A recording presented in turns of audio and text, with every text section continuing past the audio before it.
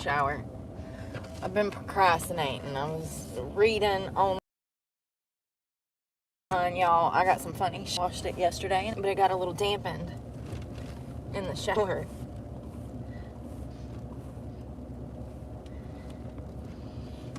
Lord, I'm gonna wreck. My bangs are wet.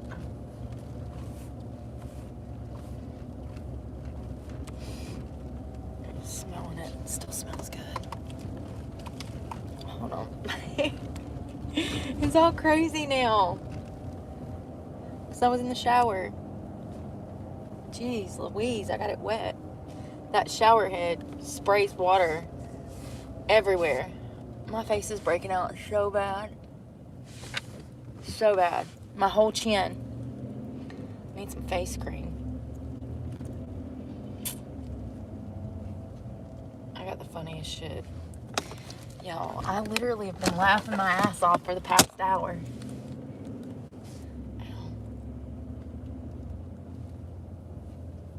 I've got pictures and stuff to show y'all. I just gotta get over here. I'm trying to get out of here before they close. Lord have mercy.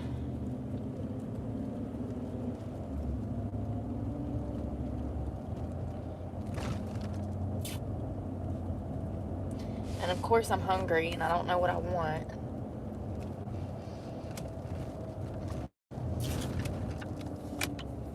I don't know. Let me have some of this. Let me have some of this. Or is this why my face is breaking out?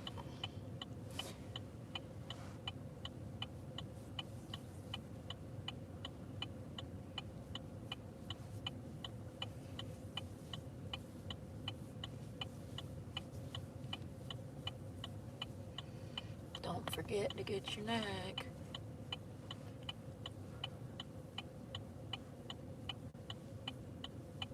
I'm going to bed so early tonight. I do most nights. I'm an early riser, early turner in.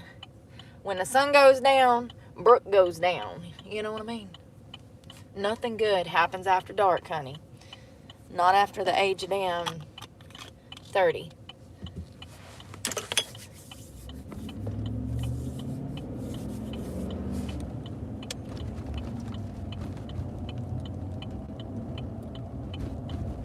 I can't say. Oh, Lord. My glasses are filthy. Ew. What do we want for dinner?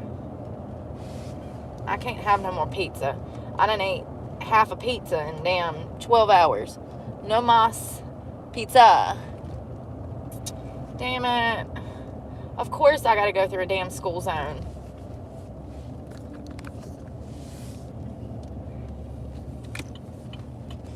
I was going around because you's going too slow. It says 20, not 15, bro.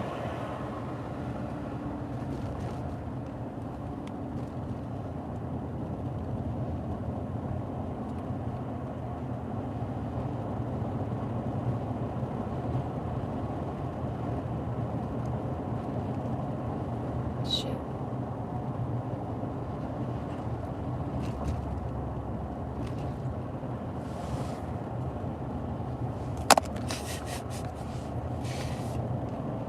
Y'all, these articles I'm about to read y'all are so funny. I don't know how I found like 6 funny things at once, but your girl did. And I'm so glad. I literally laughed till I cried. And then I was like, shit, am I even going to be able to report this? Because it's so funny. I'm probably going to break down laughing my ass off. Let's see if I can make it through it. I'm sorry. I'm thinking about the comments. We're about to be reading some comments. Oh, God. Okay, where are you going? Where's your helmet, sir? You need a helmet. See, this is 2 people I could have hit with a helmet today. I don't want to be loitering too long. We just gonna pull up and act like we belong here. Where's my other phone? Okay, here it is. Hold on one second. I'm gonna get it together. Hey, y'all. My hair looks like crap now. Okay, let me get this up. Lord, have mercy on me. On me. Mercy me. Okay. God, my hair. It's just getting so long that I don't know what to do with it anymore. It becomes unmanageable and unruly. And I just don't care. I'm at a point in my life where I have bitch to fry than what I look like. You know what I mean? You know what I mean? I just don't care sometimes. Like today. Now.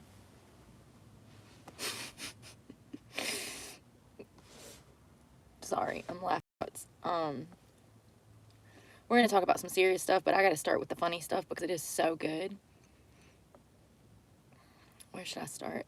First, I need to get this picture up.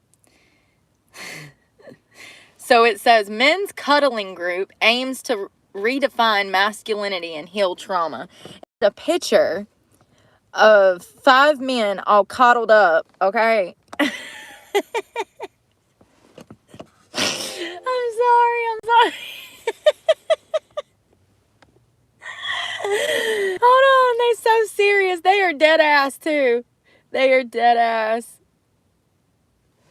Look at the way that these two are laying on each other. Like, they are content, honey. They are happy. Look, we're getting there. So it says, the 2-year-old group draws men from various backgrounds. One is a 37-year-old Mormon who works for the airport as a gate attendant. Another is a 57-year-old married father of 3. Another is a 62-year-old retiree. Shit, what did I just do? Damn it, Brooke. I hit the wrong button. The comments, y'all, the comments about these men laying all over each other, first of all. Someone said, congratulations on discovering that you guys are gay. Somebody else said, white dudes for Harris. Someone else said, I see 0 men in this picture. Somebody said, make closets great again. I can't. These people.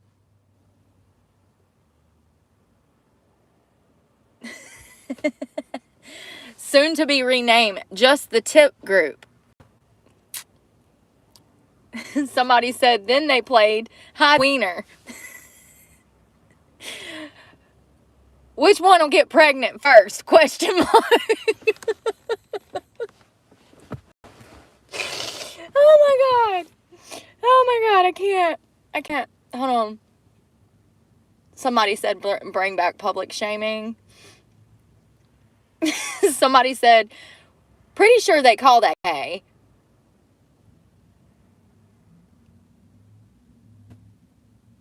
Oh my God. Some woman said, I wouldn't even consider this as a same girl. Wow. Somebody said, wow, now the left is going to try to redefine gay orgies. Oh God. Oh my God. No wonder monkeypox was born. Oh God. Tell me you're gay without telling me you're gay. Listen.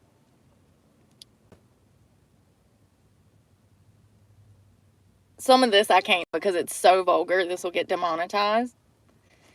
And they all look exactly how you expect them to. Those aren't men. What they are. They in the closet like R. Kelly.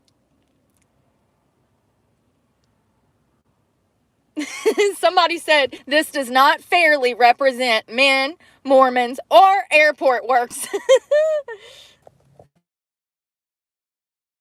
Probably lonely. Probably have been in the closet since they got married. I mean, it's kind of sad when you think about, you know, them potentially being gay, clearly. You You can call it what you want, but these people over here, these people over here are definitely, I mean, this is crazy. Y'all, internet was just giving me gold. All right, I got to show y'all a video because, you know, Lord have mercy. So there was a woman who was on a beach in Mexico, and she was attacked by a bull. Listen, this dumbass. She effed around and out. The best part is the audio from this clip. I mean, she gets attacked. You can see the whole video. Maybe if my computer wants to work. I get so sick of this shit. Hold on, wait a second. Maybe I can find it on here. I'll just do it on this one.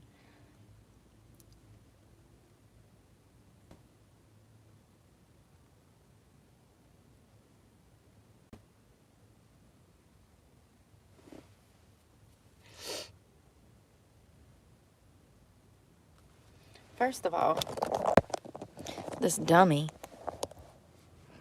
Watch this dumbass.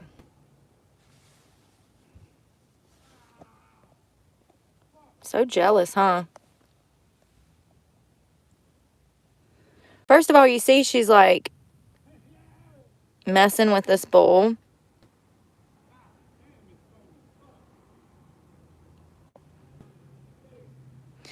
Now, hold on, I should have cut the volume up. You're not doing us any favors. Get away!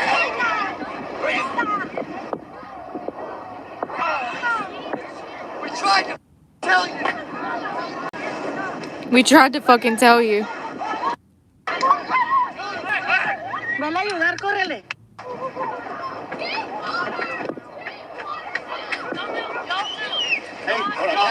Por atrás. Por atrás, gordo. So let's go back because I want you to hear what people were telling her.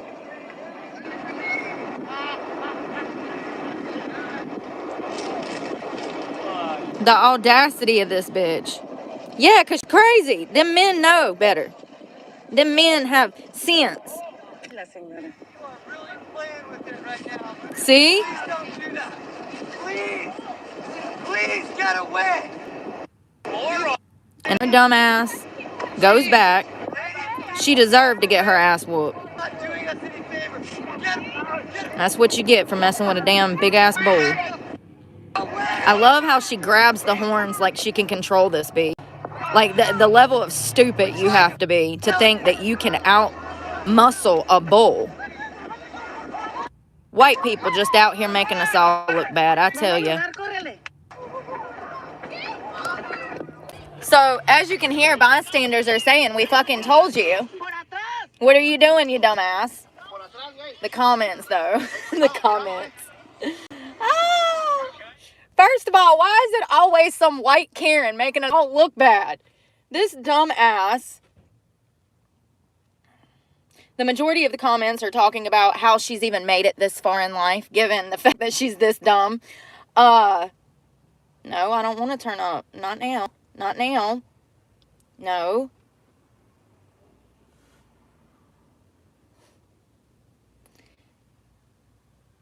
You're out there in God's country.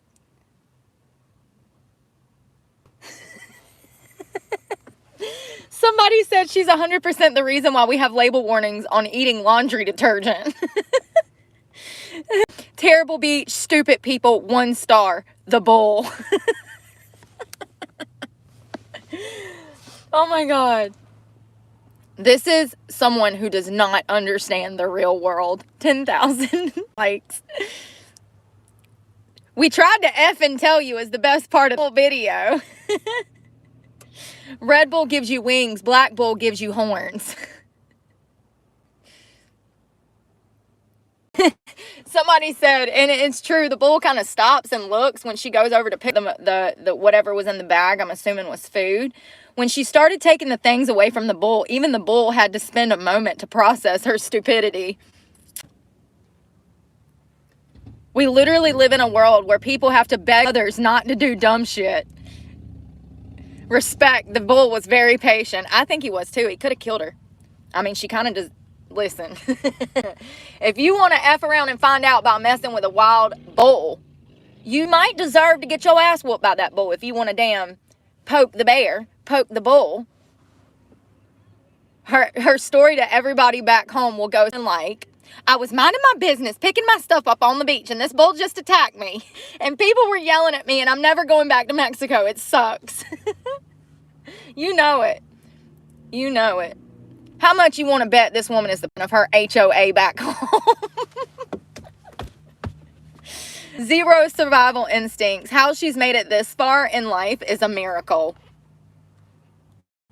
Love the dude yelling, we tried to tell you. Mental. Keep that woman out of Yellowstone. Just saying. She took a stand against bullying. God. Yes, this is what I'm saying. How can you be that close to an animal that not realize that you are nothing compared to its strength? Absolutely. She's lucky she ended up dead. I don't know if she was injured. She kind of deserved it, messing with a wild animal. This is the exact definition of effing around finding out. You know what I mean? You know what I mean? Dumb Karen on the beach thinks that she, I guess, is Mother Nature now, and she can just, yeah, what a stupid ass. I love how all the men were standing around like you said.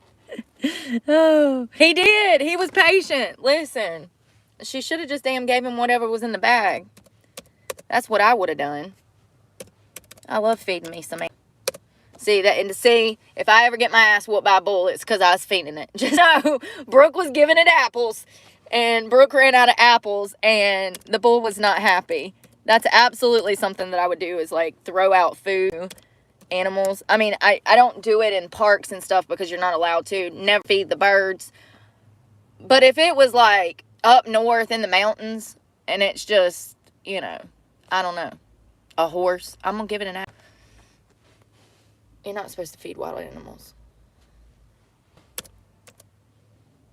It's so crazy. I got another one to show y'all in a second, but I want to talk about this officer.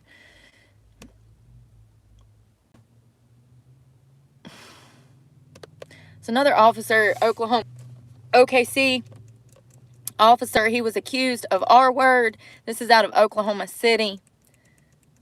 He was a police officer who was arrested for R-word, domestic assault, battery, and pointing a firearm at a woman. Shamar Kitchens was booked in the Canadian County Jail just after noon and then released on bond. The Oklahoman does not typically name those who have not been formally charged with a crime. Kitchens' name, however, has been widely reported by other media outlets. The Oklahoman does not name victims of alleged SAs. Kitchen is the second Oklahoma police officer to face a R-word accusation in the past 6 months out of this one department. The woman who accused Kitchens was granted a protective order against this week. In her petition for the order, the woman said that at 2:30 a.m. on Saturday, she and Kitchens, along with Kitchens' sister, was driving back to Yukon from Norman. At one point, the woman said Kitchens took her phone out of her hand, pushed her away when she tried to retrieve it from him, and she said Kitchens grabbed her by the hair and dragged her to the floorboard because he saw her texting men. She claims in the petition that after they dropped off Kitchens' sister, he continuously punched her in the head and face, dragged her by her hair when he saw something on her phone he didn't like, or she said something that he didn't like. He R-worded her in the back seat and then had a gun to her head. When he dropped me off at home, he said if I told anyone what happened, he would kill me, our daughter, and himself.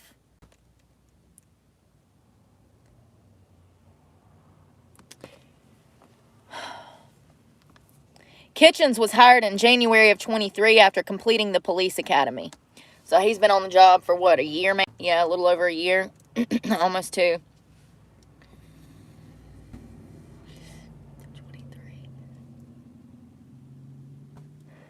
He is on paid administrative leave. This is a problem. You know what I mean? This is a huge problem. We have got to put laws on books to prevent these officers from making a wage while they are under investigation. If you have done something bad enough to be under investigation, and I know sometimes these criminal cops, sometimes it's proven that they did nothing wrong, but you don't get that luxury. Nobody else gets that luxury. You know what I mean? Just because they're city workers, they get this luxury. I don't agree. If they are charged with a crime, they do not get administrative paid leave. In my opinion, they should not be eligible. So we need to work on this, because these officers, hell, we got officers that are intentionally shooting themselves to try to get disability and workers' comp through, you know, these police departments. So what was his name? Thomas. I can't remember his last name. The disgraced New York cop that shot himself and said somebody did it in a Charger. His father was busted for cocaine in the 80s, part of a cocaine ring. He was a dishonored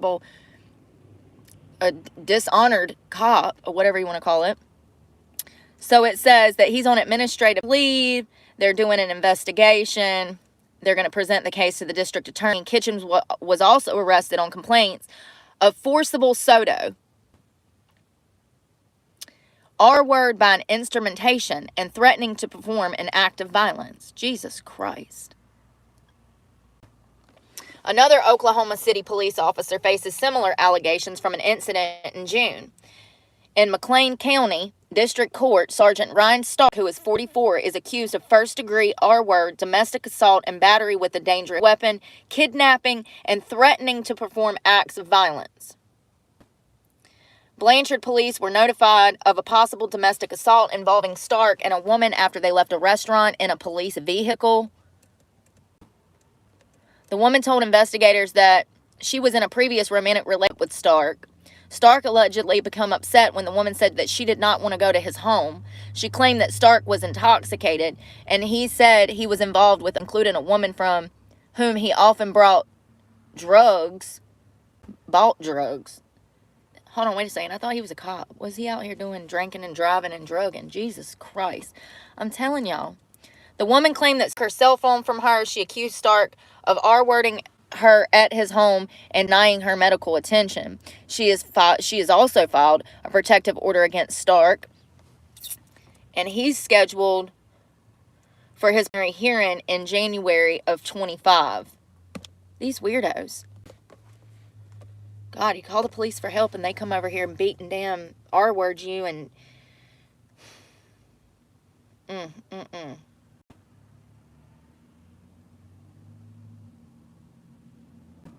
So y'all know how we were talking about Jeff Warren like a week ago, the polygamist cult leader for the LDS Mormon church?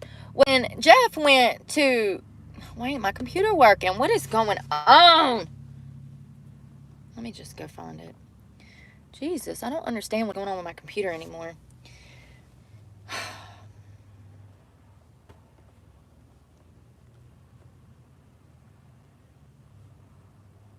So when Jeff Warren's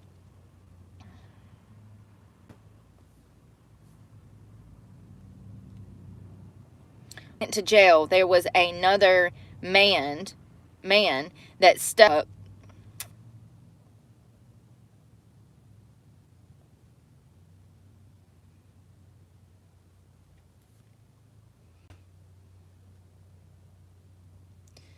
and stepped in for Warren Jeff.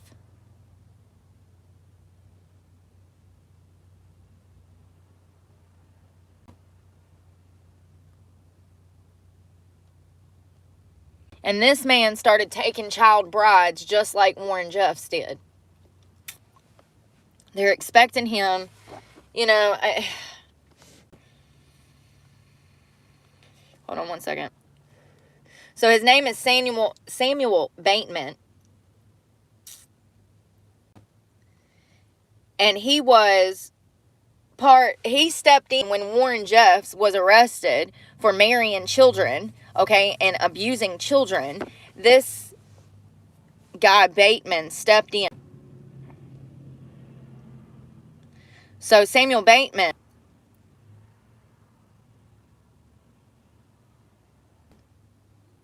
who rose to power among several polygamous families in 2019 after claiming that he was the new prophet. God. guilty on Monday to conspiracy to commit transportation of a minor for criminal activities and conspiracy to commit kidnapping. In a plea agreement, he acknowledged that he had spiritually married 20 of his wives and 10 underage girls. His intent in marrying the girls, who were as young as 9 years old, was to engage in SA with minor girls.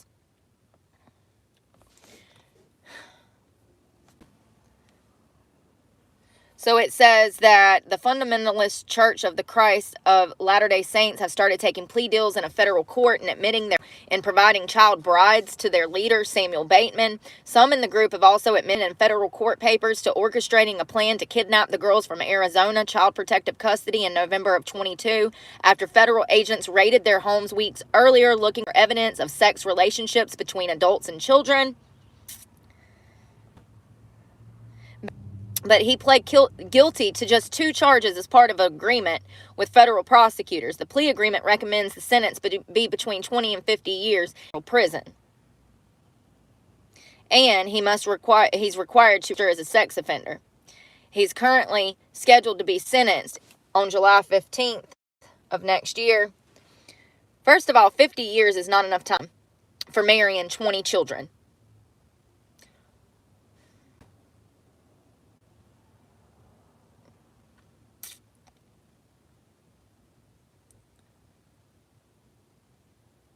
Ooh, Bateman agreed that all of his followers who have also been federally charged will also plead guilty. Or else, federal prosecutors will take back the deal he signed. So far, 6 of Bateman's followers have taken their own plea deals. The remaining have until April 12th to accept the plea deal.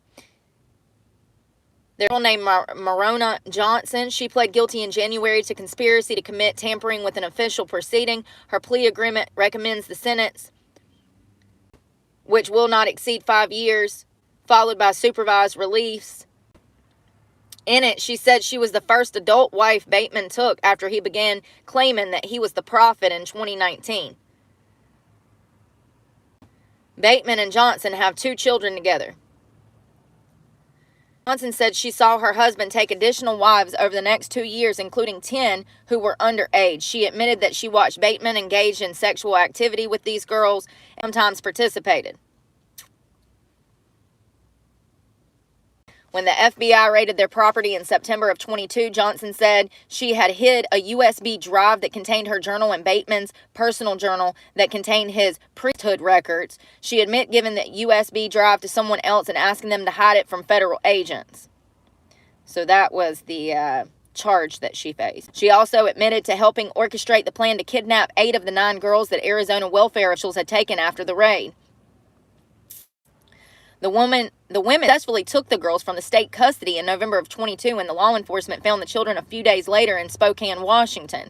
A federal judge has agreed to consider blah, blah, blah, blah.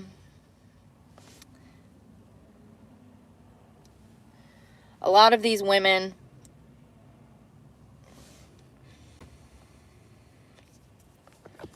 listen, this is the problem that I have with these women being charged.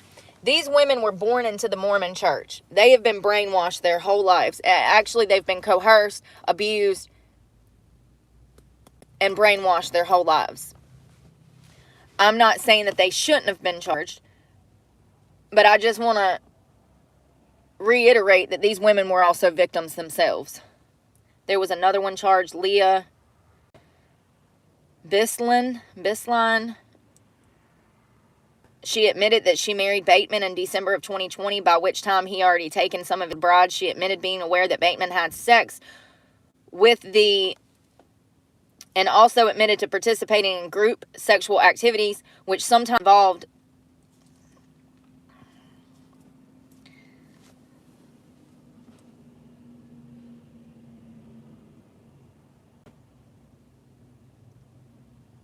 so it looks like there was 4 of his wives. 5.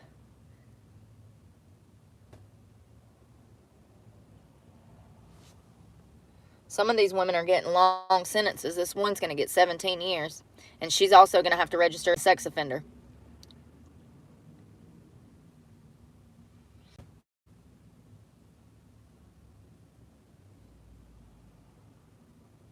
It's just crazy that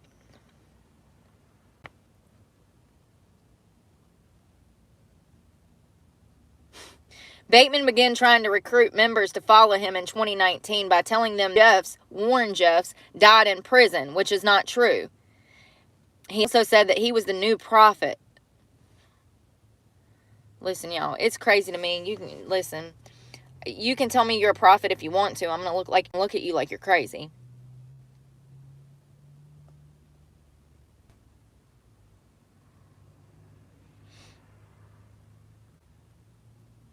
So first of all, I did not know who this woman was.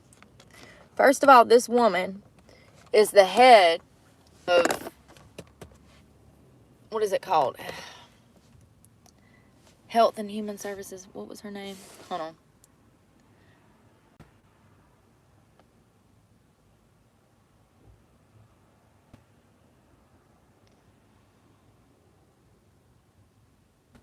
The Block. Who is she now? She's something with food.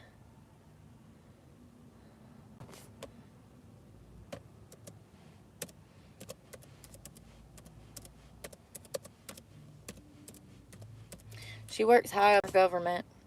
She's the head of like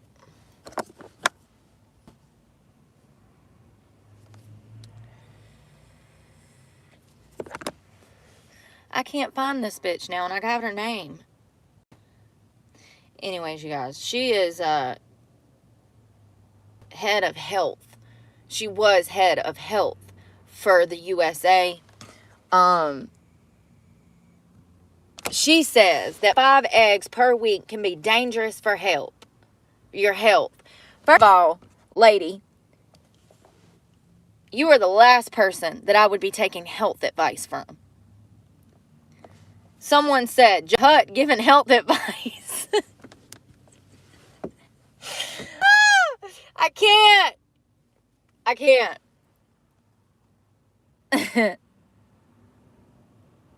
No one in their right mind should take any advice about health from someone that hasn't seen their feet in 2 decades.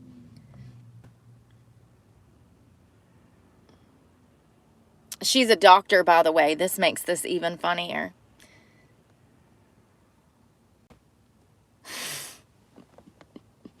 Somebody said more than 5 Twinkies a week can be dangerous for your health, but I don't see it stopping you. It's crazy how often these health authorities are overweight and old women. Her heart beats only once every 20 minutes. The Block is her name. Her name being the Block is the icing on the cake. Who is? Maggie DeBlock is her name. She was the public health advisor. Lord have freaking mercy. You have got to be kidding me. Maggie built like DeBlock.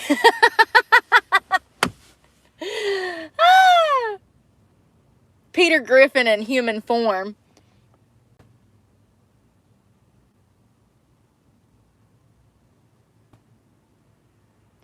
She is the former Minister of Health. Oh, is that Belgium? It might be Belgium. It is. It's Belgium. It's not America. Minister of Social Affairs and Public Health. Jeez freaking Christ, y'all. Look at this woman. She can't even see. She got so much fat in her face. Her eyes are permanently closing. That is a problem. Jesus Christ. She got a perma-frown from a fat in her face. Steven Seagal. Somebody said Steven Seagal.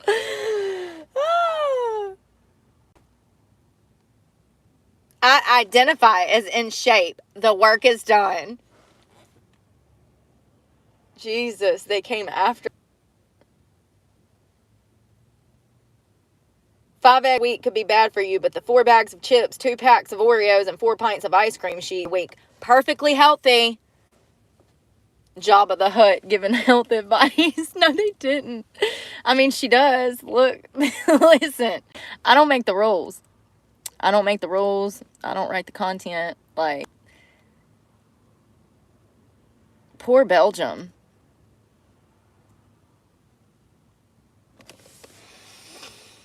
Maggie DeBlock.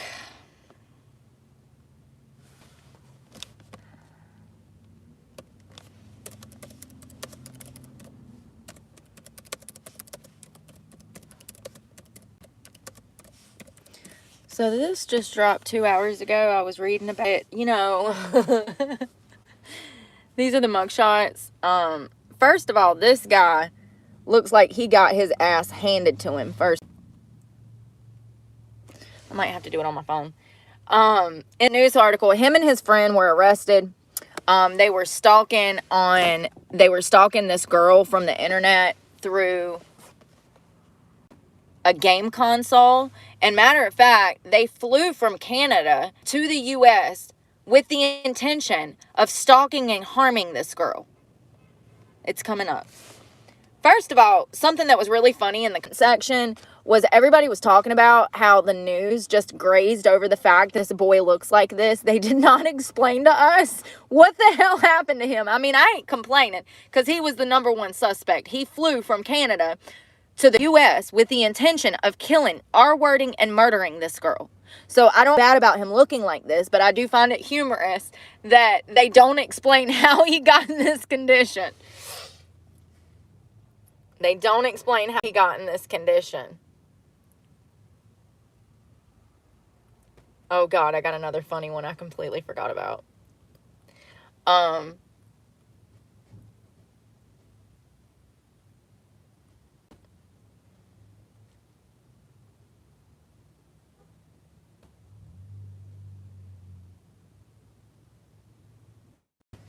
Come on, man.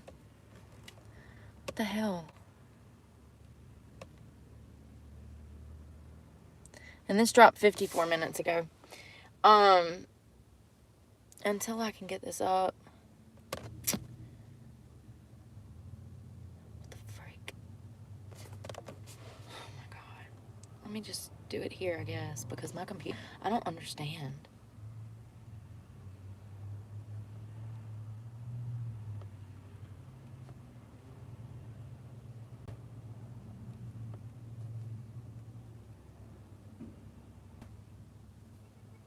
This guy was a gamer.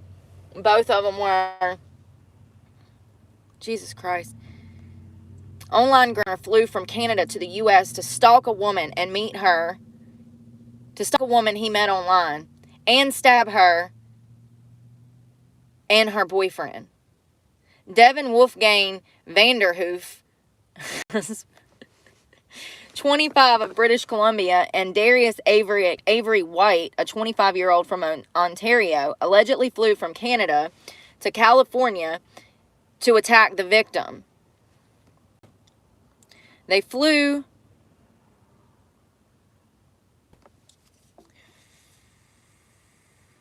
to California because Vanderhoof got obsessed with this woman. He met her over a video game. He's never even seen her in person, but he got obsessed with this girl, started stalking her, and he flew to the girl's home. He was posing as a delivery driver with a package containing handcuffs, duct tape, knives.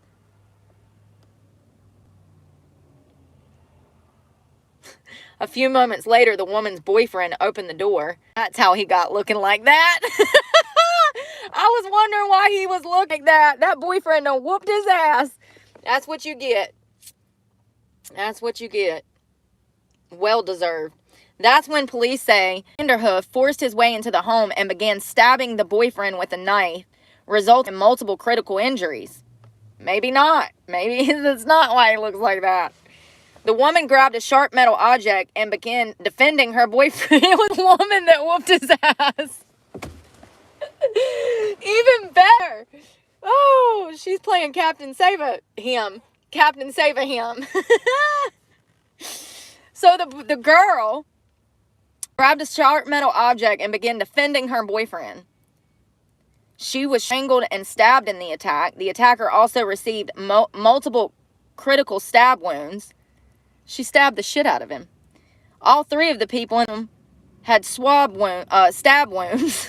Jesus Christ. I'm sorry, I'm just laughing because imagine being a paramedic and showing up on the scene. You got 3 victims. Who do you help first? Like, Jesus Christ. All 3 people in the home had stab wounds, suffering from minor to critical injuries. Looks like she got him in the face a few times because he's got open holes. You see those holes? You go, girl. You go, girl. What I'm talking about. Several neighbors in the area called the police, and the 3 individuals were taken to the hospital. They're all expected to survive the incident. Vanderhoff and Wyatt have been arrested on charges of attempted murder and conspiracy to commit murder. Jesus.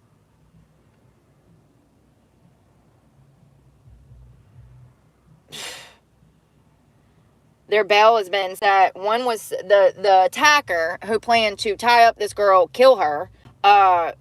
His bond was set at $4 million. The accomplice, who claims he knew nothing about the crime. Bullshit. You don't fly from Canada to California not knowing the damn plan. Unless you're a complete freaking idiot. You're a yes man. Like, cut me a break. So the next court date is December 10th. We're going to pay attention because it's interesting. They beat the shit out of him. Listen, they were literally in the fight of their life against this guy. What a creep. I mean, this is what I'm saying. This shit happens every single day. These creeps make up these relationships in their heads. They get fixated. And before you know it, they're flying across the country to commit murder. Where was that funny one?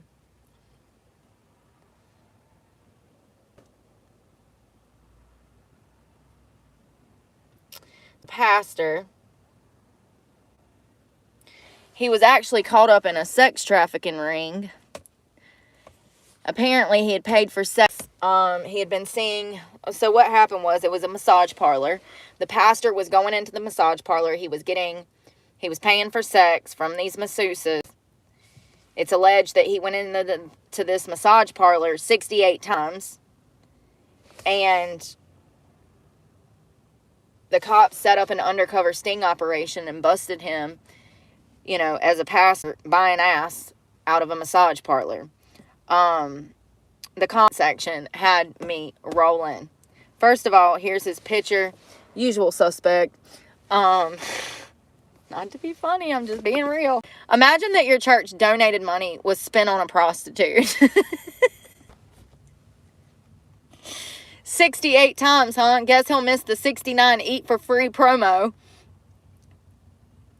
Thank you for all your church donations. Put to good investments. At least he's a pastor that pays for sex and isn't a sex offender. I mean, silver lining, I guess.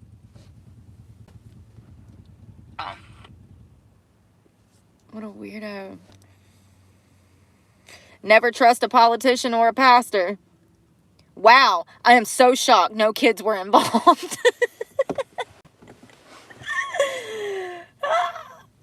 So true, though. Rest assured that all of those donations went to an uplifting cause. Somebody said he went in knowing that these workers could be victims of human trafficking. He has no morals. Zero. I agree. Somebody said, are they paying with credit cards? Question mark. Like, how did they know? You know what I mean? Somebody said, hey, it wasn't little kids this time. Jesus Christ.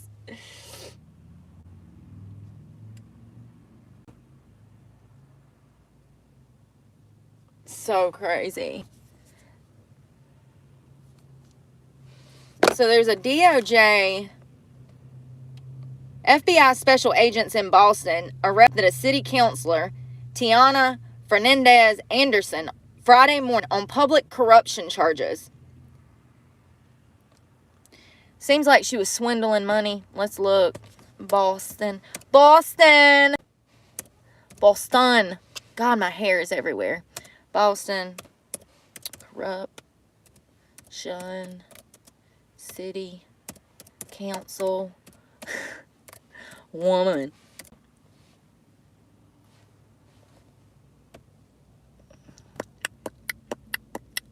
Are you going to work for me? Please.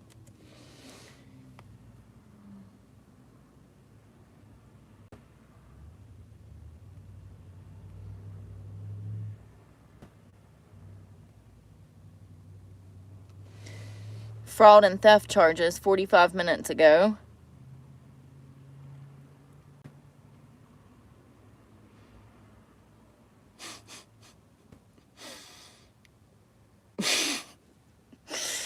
Every time I read it, it just gets better. Make closets great again. Oh, God. Come on, man. Boston City Council member is arrested on fraud and theft charges. Girl, what are you doing? Accused of funneling part of an inflated bonus payment to staffers whom she was related into her own pockets during an in City Hall bathroom. She's 45. Tiana Anderson is facing financial problems. Was arrested outside of her home on 5 counts of wire fraud, 1 count of theft from a program receiving funds. Why was she just released? Well, no, hell no.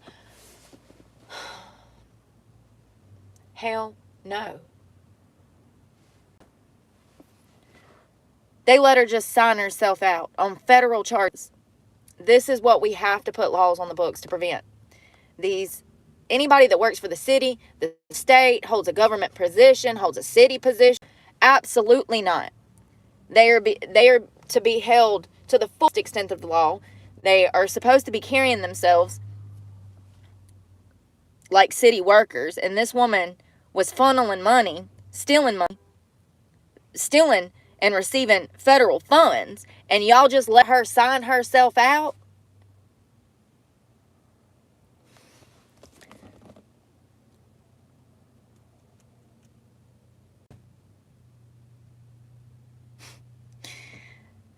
So she's been crooked since 23 at least. From this report, it says she was facing financial difficulties in 23, partly because the Massachusetts State Ethics Commission told her that it would seek a $5,000 fine from her for hiring immediate family members to work in her office. Council members are not permitted to hire immediate family members as paid staff. So the bitch crooked, okay? Let's be clear. Y'all knew she was crooked. Y'all allowed her to stay in office instead of firing her.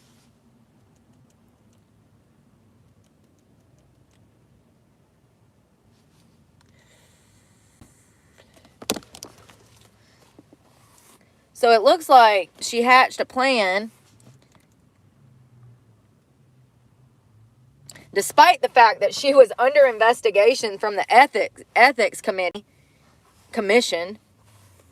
She hired another family member at the Boston City Hall to handle constitute services. That staff member was related to her.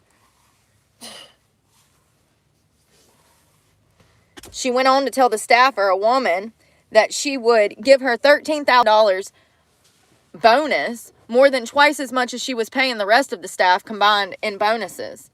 The supersized bonus came with a hitch. After she was to pay her this $13,000, the city councilwoman wanted $7,000 of it back in cash. This work agreed. After taxes, the staffer received about $10,000 in her bank account. She withdrew the money in several transactions in May and June of 23 before exchanging texts to meet at the City Hall bathroom in June. The staffer gave her $7,000, so she was stealing money. Each of the wire fraud charges carries a penalty of 20 years in prison and a $250,000 fine.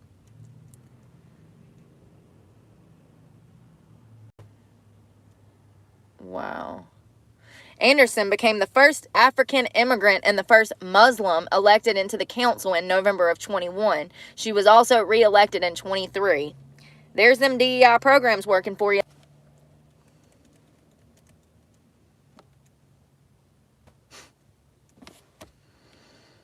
It's just never ending. The corruption, man. The corruption. And I'm not trying to be funny, but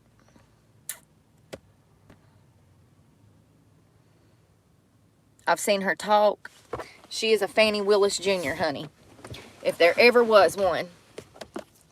Talk about people in positions of power that don't deserve to be there. This lady is at the top of the list, right next to Fannie and Biden and Harris and everybody else. This is her.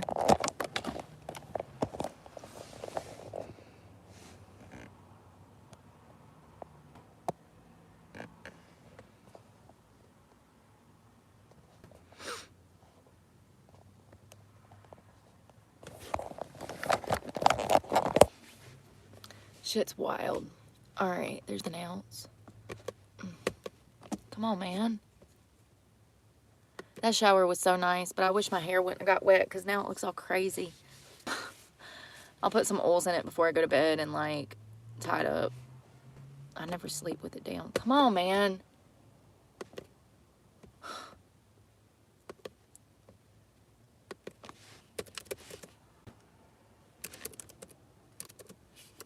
So I saw this earlier, and, you know, my biggest question is, the son of a bitch lived? They let him live. This was actually 2 weeks ago. I don't know how I ran across it today. There was a man in New York City. Hold on. Is it him? No. Hold on one second, y'all.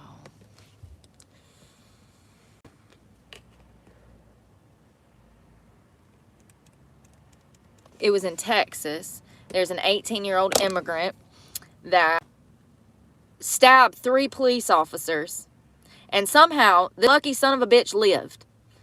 Listen, all I know is this is the perfect time for all of these officers to take out their aggression on a suspect. If y'all want to do some overkill on somebody that's coming at y'all with a weapon, stabbing your brothers in blue, I have no problem with it. I'm actually surprised that y'all let this son of a bitch live, because I know if it was me, you'd have killed me. I'm just saying. 3 police officers stabbed in Texas by an 18-year-old man. He faces attempted capital murder charges. Now, this was in San Juan. Police in South Texas are investigating after 3 police officers were stabbed Tuesday evening while responding to a DV call. The attack took place in San Juan, a city. All 3 police officers were sent to the hospital. They were injured. They were stabbed. The attack took place about 7 p.m. after officers responded to a domestic violence family call in a residential neighborhood on Cancun Lane. Now, this is just a little north of the Mexico border. The patrol officers were stabbed trying to make an arrest of the 18-year-old man who assaulted his mother. His name was Enrique Martin Ayala. The suspect left the scene on foot and was later apprehended and taken into custody. The officers were taken to a nearby hospital and remained in stable condition.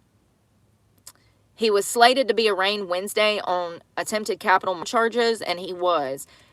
And when I tell you they brought him in, y'all, and they had every single officer in that department standing around him.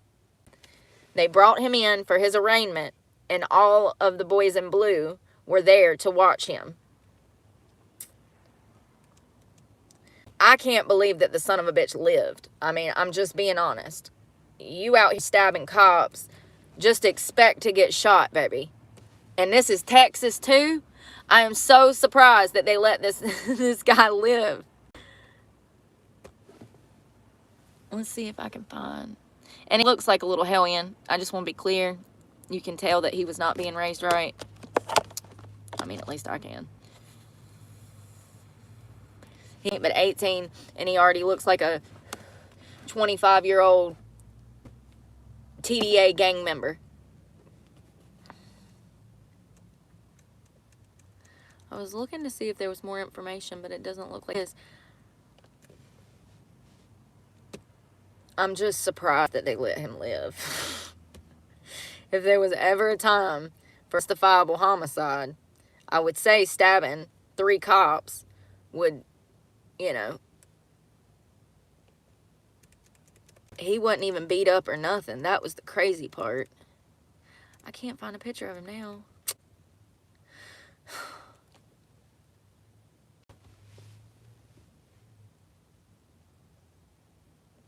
Who is this? Why is everybody going on these stabbing sprees? New York stabbing spree leaves 3 dead. Suspect faces first-degree murder charges. This was also 2 weeks ago out of Manhattan. It looks like this guy is crazy as hell. He looks like Charles Manson with the beard back when Charles was in prison and had that crazy hairstyle and the crazy beard. Come on, man. What is wrong? There it goes. He's facing first-degree murder charges. A suspect is in custody following random stabbings in New York City that left 3 people dead. Police said 51-year-old homeless man identified as Ramon Rivera was apprehended following the 3rd attack and has been charged with 3 counts of first-degree murder. God. The first stabbing took place. A man was fatally stabbed in the abdomen outside the Chelsea Club. The victim, a 36-year-old construction worker, was attacked without warning. Surveillance video shows the apparent suspect place a bag down, take off his hat, and put on a hood. Later, gloves. Moments later, he looks around, pulls out a knife, and puts it in his pocket. Another camera captures him walking along the sidewalk right before the police say he stabbed the construction worker, killing him. Jesus Christ.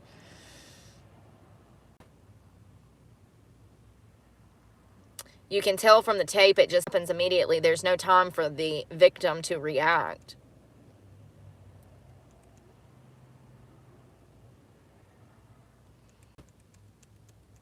The next deadly attack happened about 2 hours later across the near the Water Club on East 30th Street. Police say Rivera, whatever his name is, fatally stabbed a 67-year-old Asian man who was fishing in another unprovoked attack. How sad. This man's out there fishing. The 3rd attack took place 25 minutes later, a few blocks away. The victim in that incident was 36-year-old Wilma Augustin. She was repeatedly stabbed before being rushed to the medical center where she later died. I just want to be clear that there was lots of witnesses to all of these crimes, and they knew exactly who this guy was immediately because he'd been homeless in the area for a while. There was a cab driver that saw the 3rd attack, and he actually approached police officers and told the cops where this guy was. Witnesses says that the suspect did not arrest. The cop pulled out his gun and he didn't even point it at him. He just said, "Stop and get on the ground." The guy just dropped the bag and went to the ground. They believe that the guy is not mentally well. That's no excuse to people.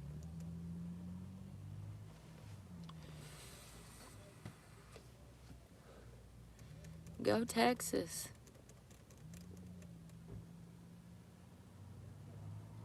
So it looks like he had prior convictions for shoplifting, for other burglary cases. He also served some time for an attempted assault on a corrections officer. The DA said that he was released from custody last month. The suspect did have at least 2 prior interactions with the NYPD last year in relation to mental illness. How many times today have we talked about the cops failing? I mean, are there no more mental hospitals? Like, what happened? I don't know. We need to do a talk at 2 on that, because it seems like a lot of these mental institutions were shut down at some point because this has gotten worse. We have severely mentally ill people on the streets. Please go find your helmet. I hope you're going to buy you a helmet, sir.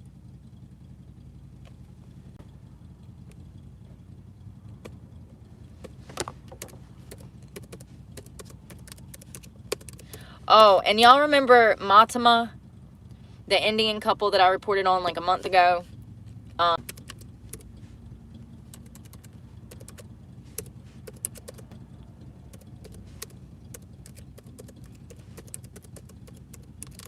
They have charged her husband with her murder. even though they have still not found her body. There was enough pooling at the crime scene, and it's not, is that how you say it? It's Matama? No. Last name is Bhatt, B-H-A-T-T.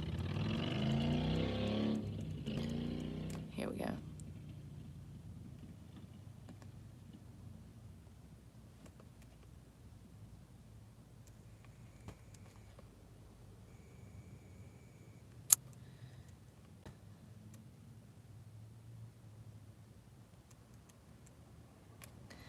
They're presuming her dead, but I thought that they had charged her with... Why is my Wi-Fi not working?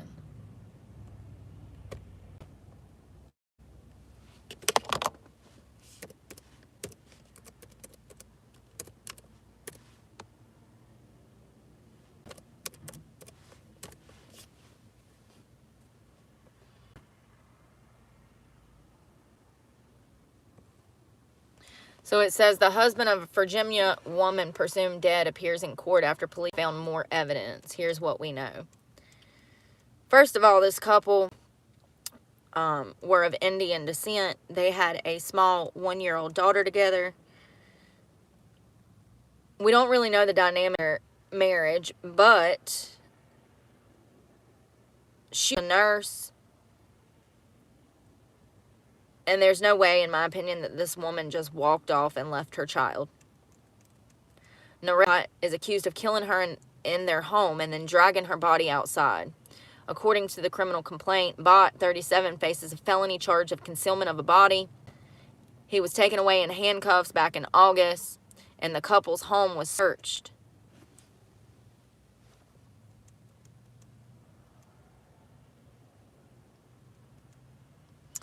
The sheriff has said this Tuesday that they do believe that she is dead. She was last seen at the Health Prince William Medical Center in Manassas. She worked there as a registered nurse in the medical surgical unit. She spoke to a friend on July 28th, the same day she posted a video on her TikTok account showing herself and her infant daughter. After that, she went quiet.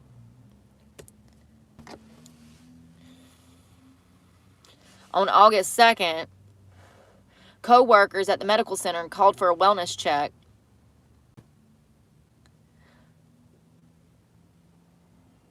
And she was expected to work on the 1st and 2nd of August, and she never showed up. So they got concerned, and they called the cops to do a wellness check on her. When police talked to her husband, he provided additional information and told investigators he did not want to report her missing at the time. Okay, Scott Peterson.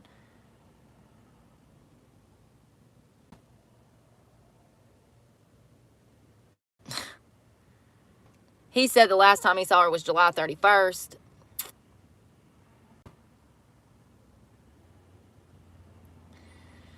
The detectives conducted an extensive investigation from August 5th to August 8th. They said that there was significant lack in recent contact between her and her family, her friends, her employers, and social media. So they elevated her missing status to involuntary critical missing person status.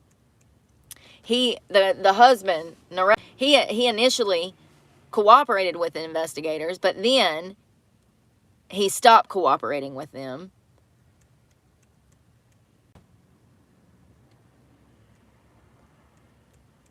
The home searched on August 21st, though no details were provided what prompted the search. Prior to the search, investigators had executed 10 search warrants and conducted hundreds of interviews related to this case.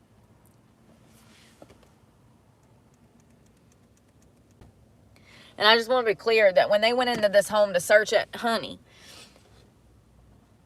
they didn't just search it. They pulled up baseboards. They pulled up the carpet. They took the bathtub out of the house. Okay? There was blood pooling in the master bath and in the master bedroom. They do believe that that's where she was killed, was the master bath. There was so much blood pooling, that it would be impossible for her to still be alive. So the infant was flew to India, Nepal, and is Nepal in India? Listen.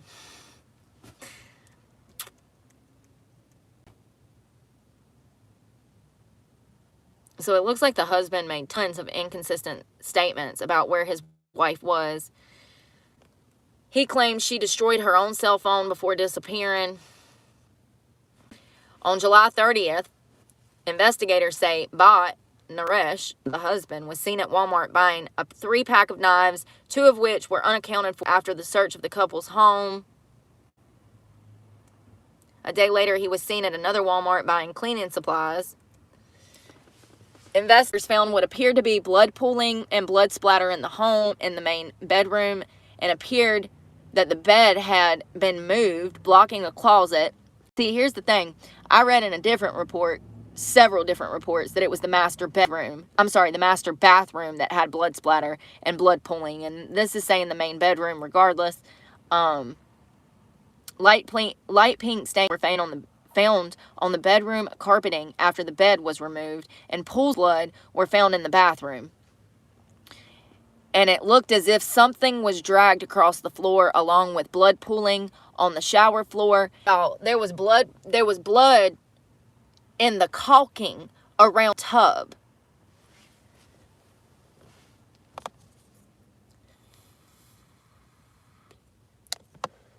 When the investigators removed the bathtub, they saw what they believed to be blood in the caulking.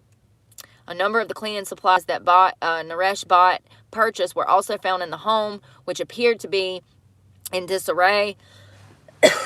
Sorry. Additionally, Naresh Bhatt sold his Tesla. What the hell? He had a dark blue Tesla that he sold like 2 days after she went missing. God, this water tastes like ass, y'all. His house appeared to be packed up with a suitcase ready, items missing from hangers, and passports laid out. So he was about to run.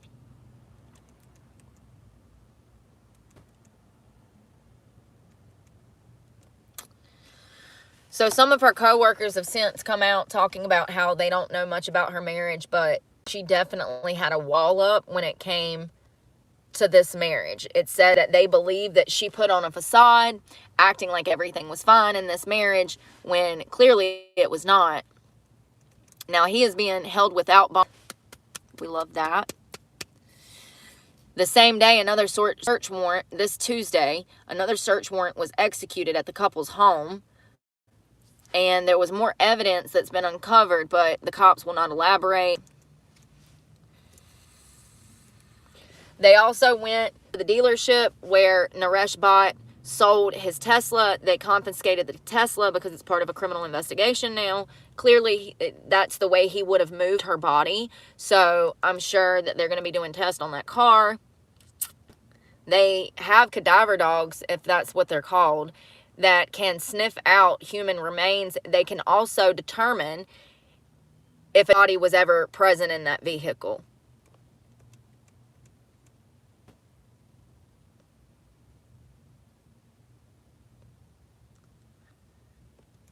So it looks like there was a point in time where she mentioned she was in a DV situation with her husband.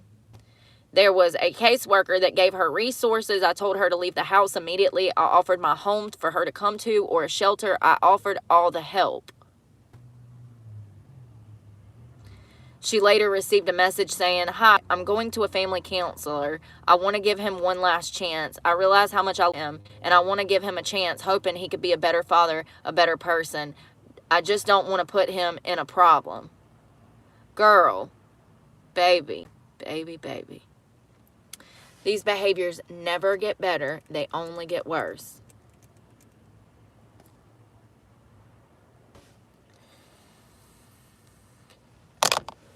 His attorney is saying that he has no violent history and has no allegations of abuse. I'm sorry. Are we working the same case here? Like, for real right now? He just killed his wife. think that blood pooling came from? You know, I could not be a criminal defense attorney, y'all, because I would be throwing every single one of my clients under the bus. I'd be like, yep, he did it, Your Honor. I can't even defend. Like, I don't have the mentality to fake the funk like that. You gotta be good at lying to be a damn attorney, I'll tell you that much. Whoa, what is this? Apparently, Naresh Bhatt Googled how long does it take to get married after a spouse dies. So you a cheater too? You a killer and a cheater? Or you a cheater and then a killer? Wow, the prosecutor released this information. Oh, it's not going to let me read it. It says that they were able to see his Google records. Damn Google. And he was Googling how long before he could get married.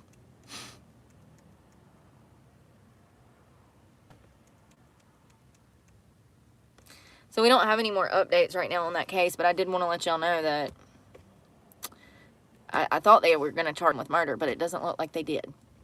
So I don't know what's going on. They probably need to find her body before they can charge him with murder. It's really hard to try a murder case without a body. They know that he did something to her, blood pooling and the crime scene. But unless they find her body, it's going to be really hard for them to prosecute him. Extremely hard. Because all the evidence they have is circumstantial up until the point they find her body. Him buying cleaning supplies, him, you know, buying weapons. So let's see if they've updated anything on this CEO killing. Like, I'm so ready for them to catch this guy. Let's see what the latest news is. 2 hours ago. I read a comment. Somebody said, he's probably up in Brooklyn killing it. I said, probably. So it looks like they got officers out looking for this mixing book bag because there was a point where he shot Brian. He goes and rents an e-bike. He goes biking through Central Park. He comes out of Central Park, and the book bag that he was wearing, which has the murder weapon in it, has disappeared. They do believe that this book bag is somewhere in Central Park. Somebody should go find that shit and then request money and give it to the cop. Hey, I was looking for that book bag. I got that book bag you were looking for. Is there a reward for this thing? Let's see. I think he's about 25, y'all. 23 to 30. He looks young. Y'all ain't telling me nothing new.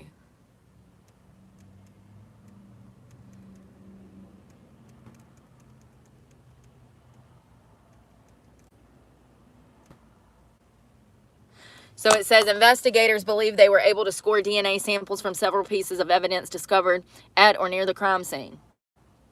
The samples are currently at the NYC Office of Chief Medical Examiner to be run through a database for a patch. So they are going to run it through CODIS. I thought that we read earlier that they were going to have to build a profile. A process that could take several days. They were also able to extract a fingerprint off a water bottle that the suspect bought at Starbucks. The print is smudged, so it's not clear how helpful it will be. Then you didn't get a print, you dumbasses. Lord have mercy. Put me in. Put me in, coach. Put me in. You don't have a fingerprint. It's smudged, babe. Lord have mercy. Please put me in, coach.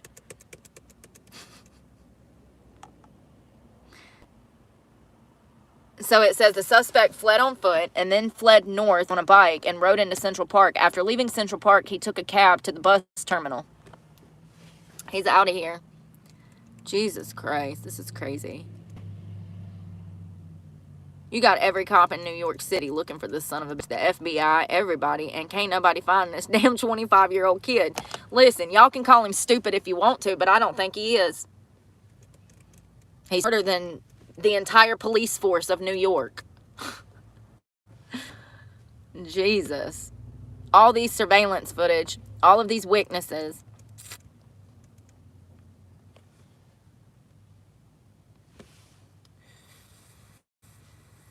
And this son of a bitch has been on the run for almost 3 days.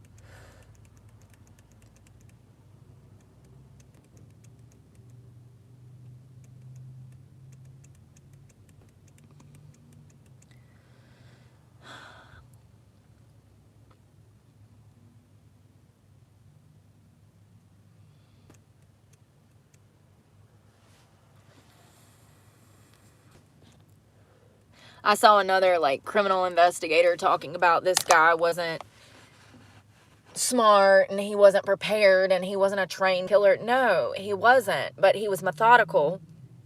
He was precise. And he premeditated this. That's scary in itself. It's like, why do we doubt these type of people are able to do this? Like, I wouldn't be doubting a killer that took weeks to plan this. Like, clearly he has some level of intelligence to him.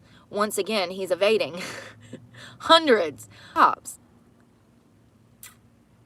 So currently, and this is unsurprising, the tip line regarding the case is blowing up. But what detectives are more focused on are the indicators they can depend on. Like, how did the shooter know that Thompson would show up for an 8 a.m. conference at 6:40 a.m.? That's what I'm saying. The timeline. Did the shooter have some access to Thompson's schedule or movements? He had to have. Or either that, I mean, that's another thing. The 3 days that Brian was in town, his schedule was different every single day, I read. So my theory that they were watching him for a while, yeah, they could have been watching him, but his schedule was actually different every day. Also, he went to show up for this conference, what is that, an hour and 20 minutes early, and the shooter knew that he was going to be coming out of the Hilton.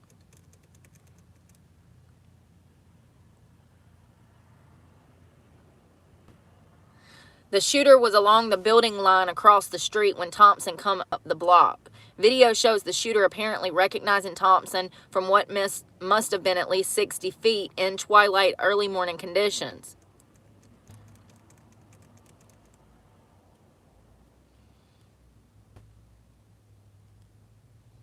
Something that was very telling to me is how there was bystanders standing right by Brian as this guy started to fire into Brian. These bystanders went running like roaches, screaming.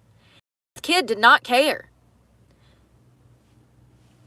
People can doubt him if he want. Listen, I'm just saying it takes some balls, okay, to do this in you know, early morning hours, but to do this in public, number one, but to do this in front of tons of witnesses who were literally standing feet from Brian. There was a woman that was walking directly behind Brian to the right of her in surveillance footage, and this guy pulls out the gun and fires into Brian, and you can see this woman run out of the frame.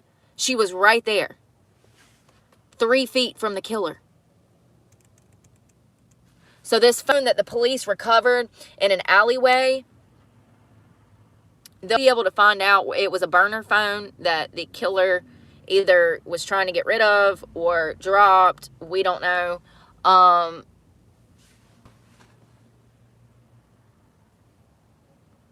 They're trying to...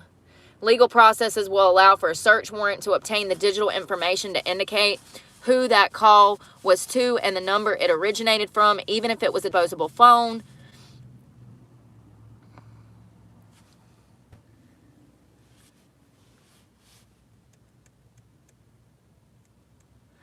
They'll be able to, while this may not lead to the name, it could lead to his activity on the burner phone and the associates of the shooter, who will almost certainly reveal his identity. I don't know, man. I don't know about that. These people seem like they were on a mission. So he went into McDonald's. He took an Uber, which is linked to a credit card. Additionally, the shooter reportedly took an Uber at least once during his 10-day stay in the city. Cyber accounts linked to credit card. Accounts linked back to credit cards. Did he use his actual card? Even if he used a stolen card, if he took Uber trips, his pattern can be assessed.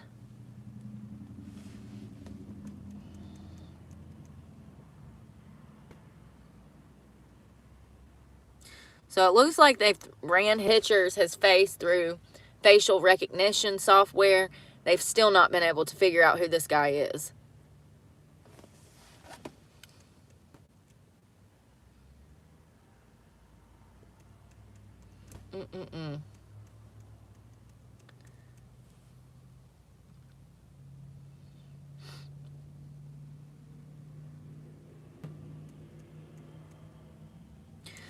So it says, while fingerprint great evidence, if the shooter is not already in the system, it won't help. The same goes for DNA. That's what I was telling you guys earlier. If he's never been charged with a felony, it will not come up.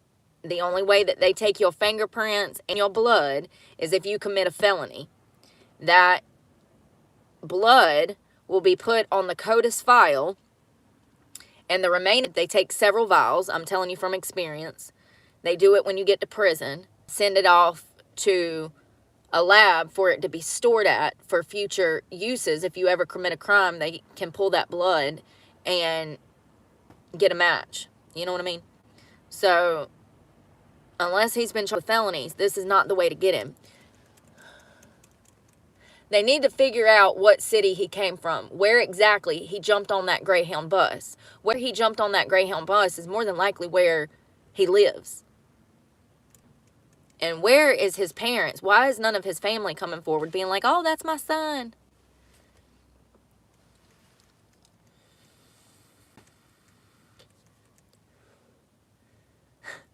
I love how the news article is so optimistic. It says, the good news is it's almost impossible to get away with this sort of thing now, especially in Midtown Manhattan. The enemy will get this perpetrator. It's simply a matter of time. You sure of that? You sure about that? Hell, for all we know, this guy's on the way to damn Bali right now. We'll never see him again. He go to the Philippines, it's over.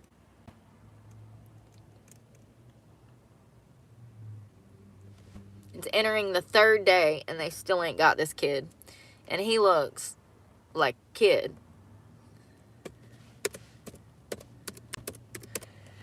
It's crazy. I'm hungry. What y'all want to eat? Oh, we gotta get something. So the police, this was 18 minutes ago. Police said that they think, oh, it's the same thing. He left on a bus after the shooting.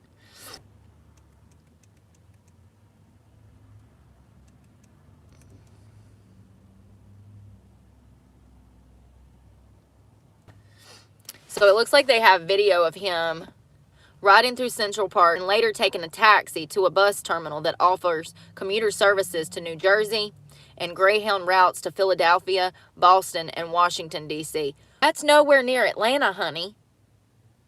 Y'all said he got on the bus somewhere outside of Atlanta. That's the complete opposite area. Atlanta's in the south. Boston, Philadelphia, and Washington is not. So, I'm telling y'all, this damn case has more twists and turns than I didn't even know how to process.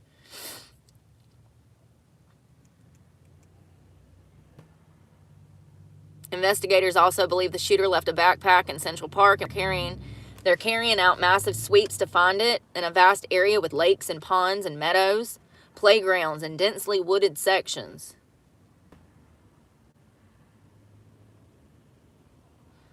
Well, if there's water, y'all need to be looking in water. He probably filled that bag with damn rocks and threw it in the water. Why would he leave it in the bushland? You would fill it with rocks and throw it in the water. They looking in the trees and leaves and shit. They ain't even damn. I don't know about that, y'all. I'm just saying, if he ditched it, he probably ditched it in the water. Why don't we have divers down there?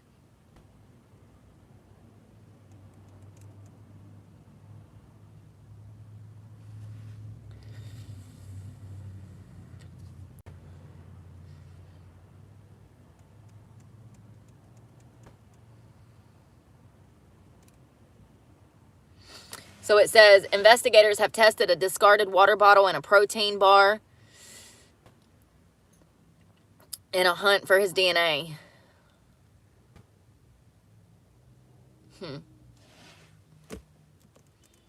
Y'all think they'll get him by in the morning?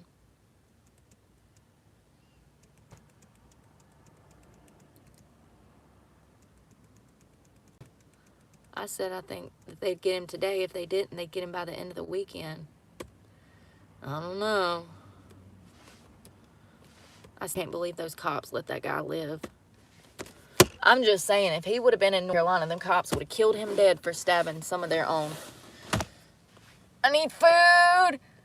Oh, God. What do we want to eat? Damn, I wish there was a cook here. It sucks there's not.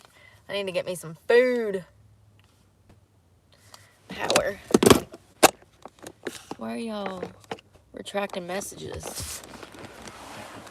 Oh. Gonna be a new forensic file episode. Absolutely it will. Like, this is crazy. Once again, they have FBI, damn Mayor Adams out here talking about this. Every cop in New York searching for this perp. They got the best investigators in the world working on this, and they still can't find this kid. They don't know who he is. They don't know where he's at. They don't know why he did it. It's just, I'm just like, put me in, coach. Put me in. All this wasted talent. I think they're looking in the wrong direction. I think they need to be focused on that Greyhound bus. If they can find out what city he originated from, they could probably find him. You see what I'm saying? I don't know. I think that the book bag is a way to go, but there's not going to be anything in that book bag. These people were so methodical and prepared. There's not going to be shit in that book bag. It'll be the murder weapon, sure. That might probably either a stolen gun or, you know, the fact that he had a silencer, a compressor. That's telling in itself. You know what I mean? It's highly premeditated. And I'm here to tell you that finding that book bag, it's not going to have a fucking passport or his driver's license in it. You see what I'm saying? So, yeah, it's important to find the murder weapon so that they can, you know, pin that back to him. But I don't think that it's going to have the desired effect that they're hoping. I don't think that there'll be anything personal in that bag of his. Clearly, he's a hostel with a fake ID. So, you know, probably bought that Greyhound bus ticket with a fake ID as well. That's not, I don't think the bag will provide as much evidence as they think it will.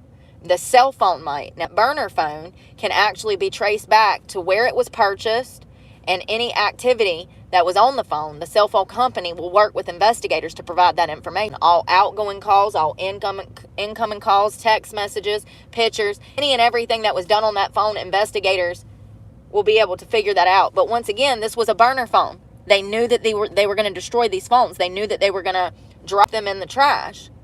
So how much personal information you think is going to be on a burner phone? Yeah, they might be able to find out details about the crime, how they were able to plan this. But it ain't like these killers were using first and last names and security numbers when they were texting each other. They were all working from burner phones. I don't know. Call me crazy. I just think they need to look at the Greyhound bus station. They need to figure out where he came from, where he got on, where he got off. And they could probably track through surveillance his damn movements the day that he left for New York.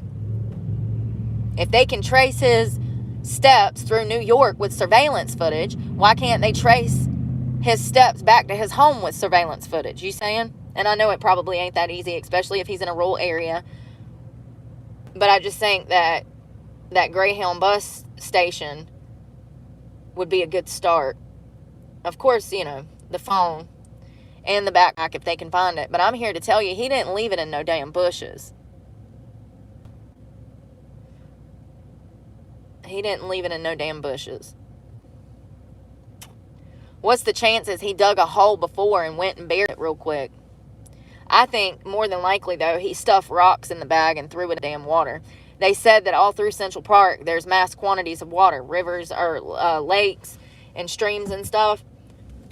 So I think they need to get divers in the water. But they're not. Got officers walking through bushes, turning over leaves, looking for a bag that's probably submerged. I don't know why you think he would just drop it in Central Park. He probably did, but he probably buried it in the water. You know what I mean? Like he weighed it down and threw it in the water, more than likely.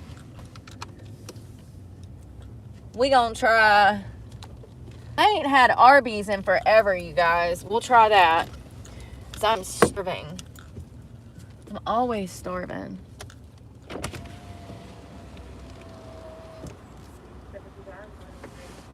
Ma'am, thank you.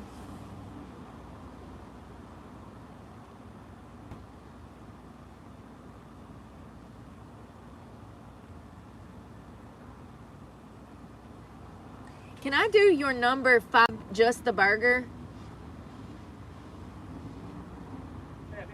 Yes, please. 773. Thank you. A damn sandwich is $7? Jesus freaking Christ, man. God. It would have been cheaper a steak.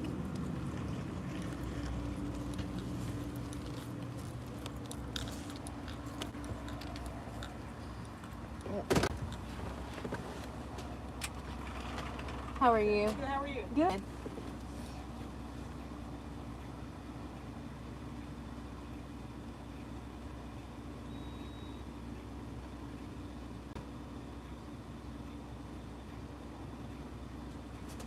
Thank you. All right. $7 and some change. $7.73 for a sandwich. Don't get me started. Y'all know I'll rave for 20 minutes. Shit's getting ridiculous out here. I mean, I know it's a big-ass sandwich, but come on, man. I ain't never had their burgers, so I hope it's good, because y'all know I'm funny about meat.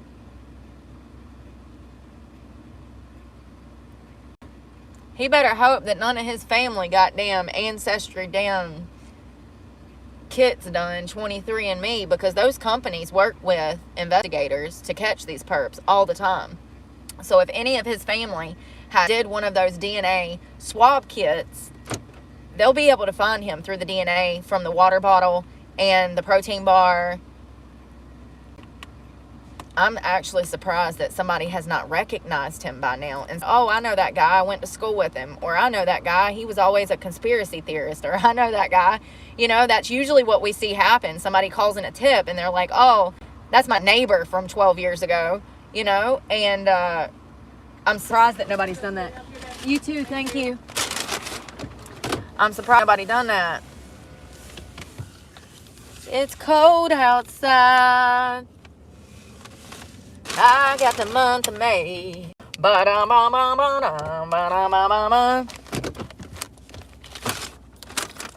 Hey, that's a big ass burger though. Look at that. That's what I'm talking about. That's what I wanted. Arby's. They got the meats. Ooh, is this a coupon? Ooh. $5 meal deals. It's coupons. Coupons. I love me some coupons. She was nice. Alright, let's see what it looks like.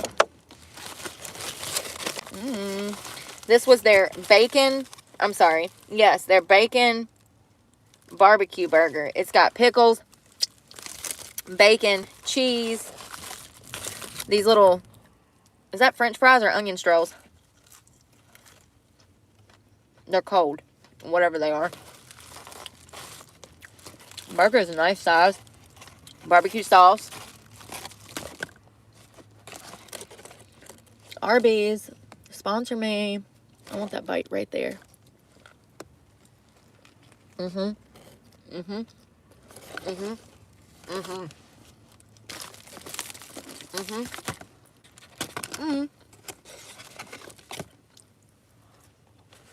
Hell yeah.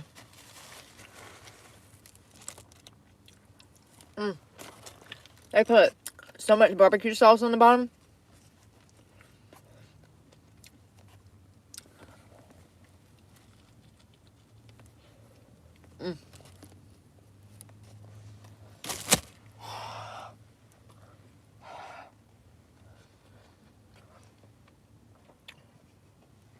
The burger's hot. AF.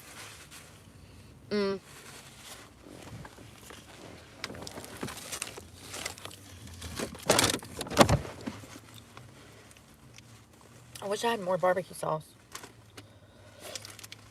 Let's just try a little sriracha. want like a little kick.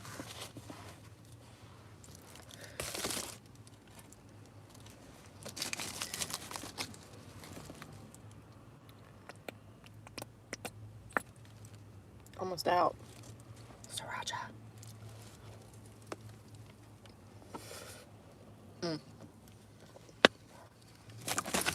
So good.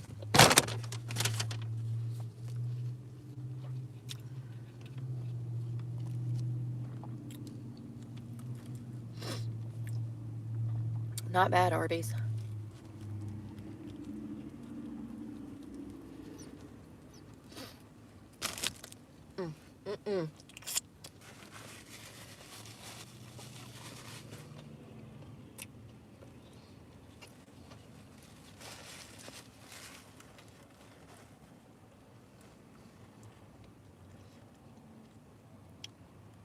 I love how his one mistake was flirting with the damn woman that was running the hostel. I'm telling you.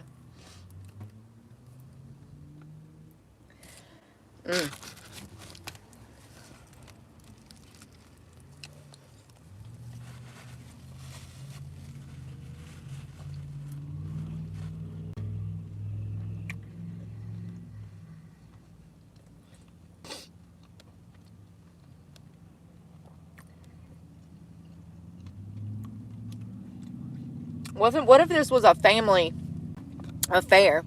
What if it was like, they know that he had 2 male accomplices. So, what if it's like his father and his uncle or something, you know?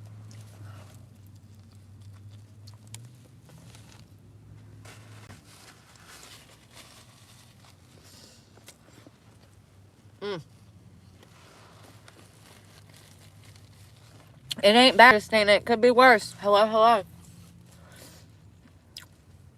I don't think I've ever had the burger. It's just as good as Wendy's, if not better. And it's definitely better than McDonald's. I can't even eat McDonald's half the time.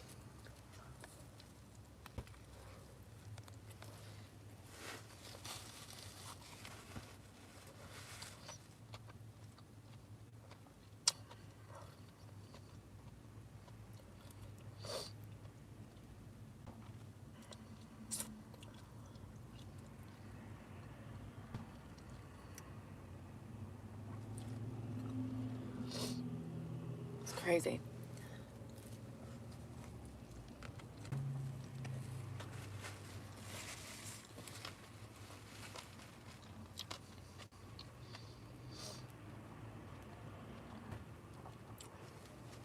Since this shooting,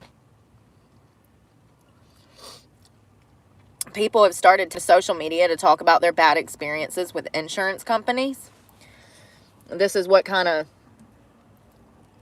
brought the sympathy level down for Brian Thompson.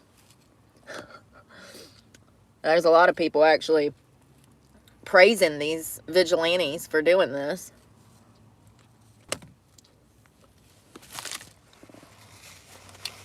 That shows the mentality of people. Clearly disturbed.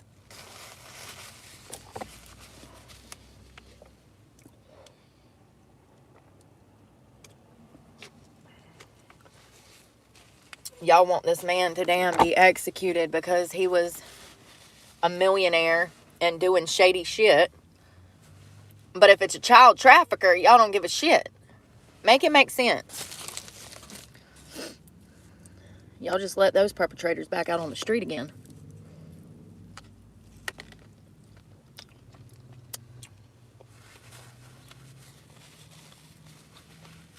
I guess nobody's for the death penalty until it has to do with their wallet, right?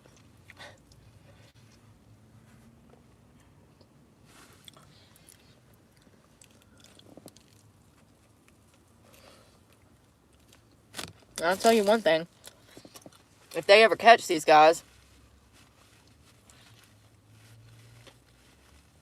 they're looking at capital murder. I don't know if New York has the death penalty, but capital murder usually means that you're up for the death penalty.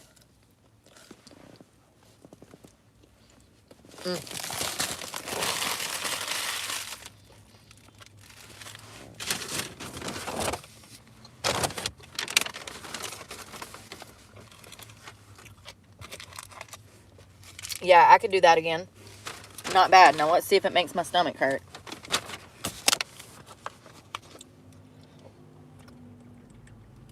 No wonder I've had the bubble guts. All I've eaten is fast food for 2 days. I'm about to go get ready for bed. It's already 6 o'clock. 6 o'clock on the dot. I'm in my black top, ready for bed. I gotta make my bed so I can be a sleepyhead. I pull up, the sun's going down. Need a melatonin right now. I got plans to dream tonight. I actually wrote my theme song to that same Usher song, and I just haven't got the words down correctly yet. There is a person sleeping on the ground behind this dumpster back here. Oh my God, what was that? Yo, it breaks my heart. It physically pains me to see people suffering like that. To just casually sleep behind a damn dumpster. You've been through some things in life, I'm saying. And it's heartbreaking. This city is full of homeless issue. Full of homeless people. Full of drug addiction. And that's why I stay to myself and I don't fuck with these losers, because the moment you make friends with a bunch of drug heads, the moment your ass is going to be back on drugs. And I don't mean like, to be mean. But I'm just being clear that you've got to set very firm boundaries when you're in recovery. I used to be a loser too. You know what I mean? Doing drugs all day. Wake up, figure out how I'm going to get drug money. Go get some drugs. Come back for more drugs. Where is my toothpicks? And why does it look so dark in here when it's damn light outside? What the frick? I'm just glad that I got out of that world. I'm glad that I chose to leave behind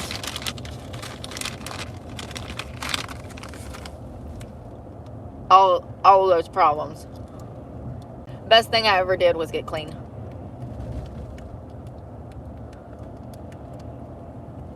But once again, I knew I wanted it.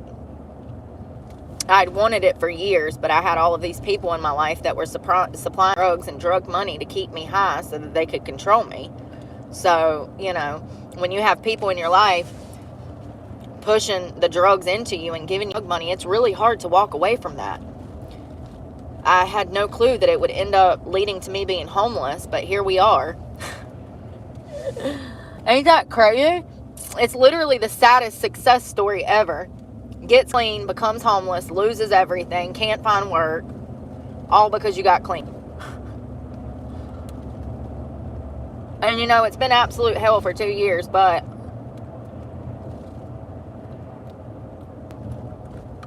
nothing will ever be bad enough to make me turn back to drugs.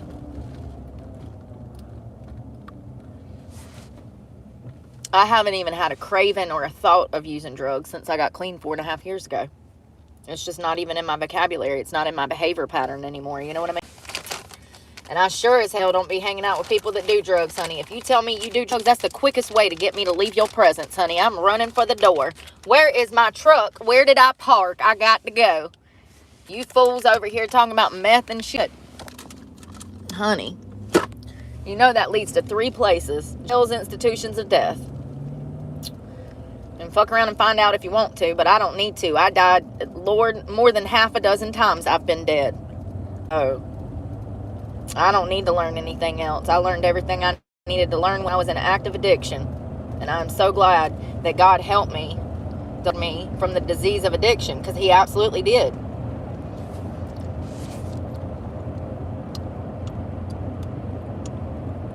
Then I'm trapped on Suboxone for 4.5 years. And I asked Him, I said, please let me not go through these withdrawals. Please help me get through this. And He did. He absolutely did. It wasn't easy peasy to come off the Suboxone, but it was a lot easier than coming off the heroin. You know what I mean? You know what I mean? Y'all, this sky. Do y'all see this damn sky? Look at how beautiful.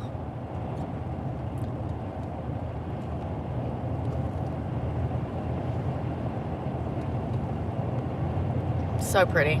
I probably need to wash my window. Is that my window filthy? Hell yeah. Condensation from my window things in the morning. I hope this place ain't busy. I'm trying to get some damn... Oh, is it Friday? Son of a bitch. They gonna be out here and shit. I'm gonna have to go somewhere else because I gotta go up here and visit with this girl real quick, but they gonna be damn out here setting shit on fire and being loud. Damn it, I be forgetting what days it is. It's Friday too. Everybody's damn... I won't have the security that I typically have. Fuck, I forget. Why did I think it was Thursday? Because it was yesterday, Brooke. God, it's gorgeous, y'all. It's just freaking gorgeous, yo. Sunset and sunrise are the two prettiest times around here. But the days, I mean, just, I guess it's being on the coastline. Just the sky just opens up everywhere you go. The clouds are 10 times prettier. The damn birds are chirping. Somebody said that in a video that I posted yesterday. They said the birds are like chirping like crazy or something. And I was like, yeah, that's the wildest part, is the wildlife here. You don't see wildlife in North Carolina anymore. They done damn developed it to the point that the wildlife is dying. It's sad. I also saw in a report today that we are negative 4.5 million homes in the United States right now. We are in a deficit, honey. You know what I mean? Like, we need 4.5 million homes just to house the people that we have here. We are negative 4.5 million homes. But if we could, if we can deport 11 million illegal people, that's 11 million homes. No, probably not. We know how people from other countries live with each other. We might be able to free up 2 homes. I'm joking. Ah! Oh, God. Oh, God. At least a few million homes would open up. You know what I mean? At least a few. Where is baby wings? I feel like I smell like bacon. Is it Muslims that don't eat bacon? I don't know. I don't want to be disrespectful to my girlfriend. That's why I'm like wiping my hands. I don't want to smell like bacon. Or is it pork? What do Muslims not eat, y'all? I don't want to be rude. You know what I mean? I don't want to smell like fucking bacon. I probably do anyways, though. The whole truck probably does. What am I talking about?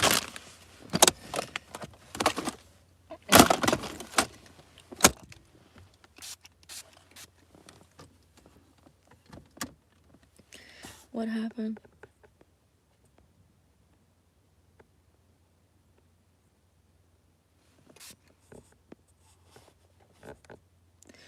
I want to be knowing what's going on.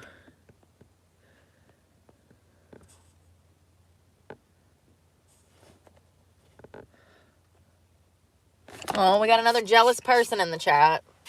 I've never ruined anybody's life, but I've had man after man affect my life and ruin my life, beat the hell out of me, rape me, abuse me financially, emotionally, physically, sexually. That's so funny you bring that up, Dakota. I've never harmed any man like men have harmed me. But I say this every time I get on here, you know. Y'all are just dense as hell, ain't you? Dense. Do you know what that means? Dense. Thick. You thick. You in the thick of it.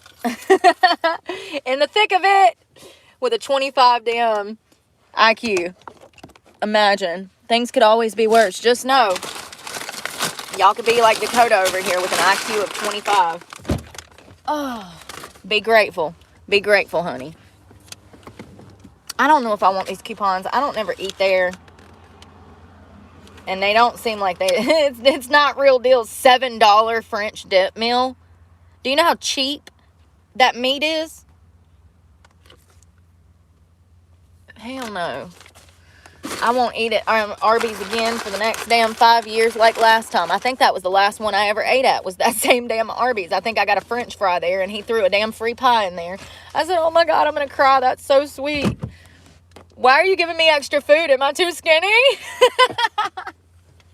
You know what I mean? Why are you feeding me extra food? Do I look that homeless? Thank you, but am I too skinny? Am I too skinny? I was in fact too skinny. That's exactly why they were giving me extra food.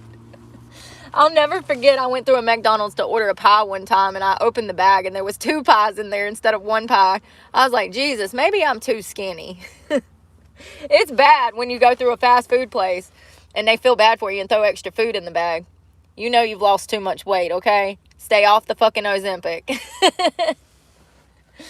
Oh, God. That's so funny. Alright, I'm gone. We'll talk tomorrow. I gotta work. Gotta find us some shit to talk about tomorrow, which is getting harder and harder. Not really. I mean, with people out here shooting people over insurance claims, it kind of makes itself. But at the same time, there's only so much evidence and facts of the case that have, you know, it is out there. And we pretty much know everything that's going on in this case. It's just crazy because the media really doesn't report on things like they should. They don't tell us anything. It's like, why did you even go out there to ask questions if you wasn't going to get no answers? You might as well just stayed at home and got the news from every other damn news outlet and reported that. You know what I mean? They just don't tell us what we need to know. But also these investigators, they're not as smart, in my opinion, as they used to be. They actually used to play games with these type of people, and they would rope them in by giving like false evidence to the public, or, you know, false narratives to the public. I just don't feel like these investigators are very smart, especially when we have the entire police force and the NYPD, the FBI. You know, we got everybody looking for this guy, and nobody knows shit. And it's been almost 3 days. This is a young kid. This ain't no damn hired hitman. You know what I mean? This ain't no damn 35-year veteran of the Navy SEALs. This is a 25-year-old kid that should not be hard at all to catch. I bet you he submerged that book bag. The fact that they have searched Central Park time and time again and have not found that bag, I don't understand why they don't have divers in the water. What was that? I don't understand why they don't have divers in the water. But maybe they do. Maybe in the morning we'll wake up and they'll catch the guy and they'll have the book bag, and we'll see what happens. We'll see what happens. I'm going to enjoy the sunset, and I'm taking my ass to bed. I hope y'all have a good Friday night. Y'all be safe out there. I'm going to bed. I'll be very safe in my bed, asleep. Y'all be safe. And we'll talk tomorrow. Pray for me, because God knows I need it, and I'm praying for you guys.